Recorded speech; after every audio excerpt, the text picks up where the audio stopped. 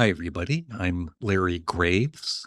I've had this YouTube channel, Canadian Studmuffin, for over 20 years, and I have yet to interview Paul McCartney on my channel. I've interviewed many, many other musicians on my channel. Mark Farner from Grand Funk Railroad, I interviewed twice.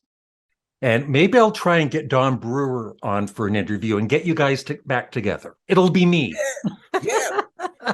Do that, Larry. Okay. Well, thank you very much, Larry Mark. Graves. Yes.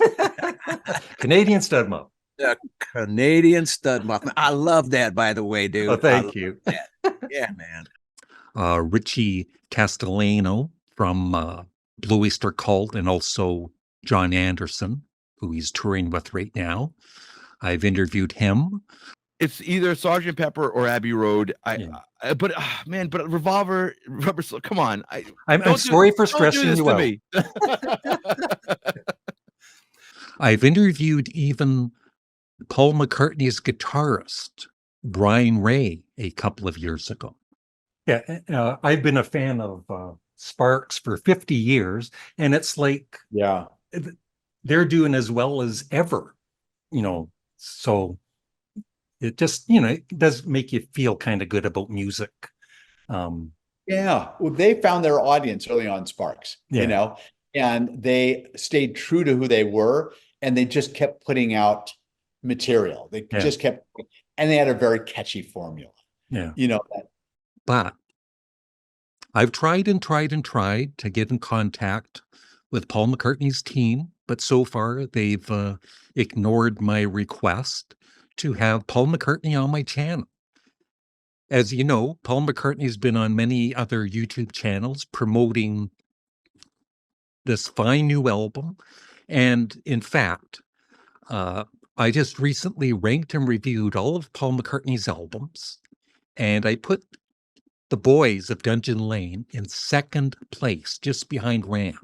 That's how much I love his new album, and I want to promote it. And I buy everything, I buy magazines with Paul on the cover and books. I have all of his albums. And I just don't know how I've just given up. I'm not going to have Paul McCartney on this channel. It's quite obvious, right? And I've been a fan of the Beatles since seeing them on the Ed Sullivan Show in 1964.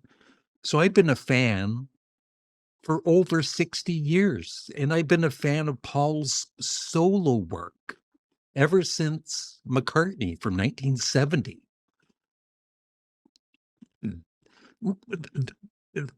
There was a time when I wasn't buying Paul McCartney albums for about 26 years. I kind of gave up on him, as some of you know, after Tug of War. And I didn't buy another album of his until he released Memory Almost Full. And I was back in the Paul McCartney universe buying his albums. But I just feel that I'm just not going to ever interview Paul McCartney on my Canadian Studmuffin channel, which, like I said, I've had for over 20 years. And I've done hundreds of videos on the Beatles and Paul McCartney. Sorry.